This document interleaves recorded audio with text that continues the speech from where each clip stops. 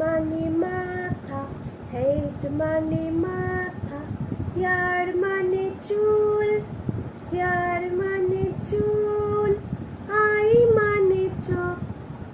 I মানে চোখ, nose মানে নাক, নোজ মানে নাক,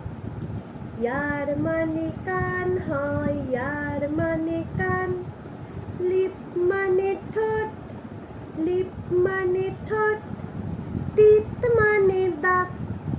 টিথ মানে দাঁত, টাং মানে জিভ, বার করো জিভ কোথায়,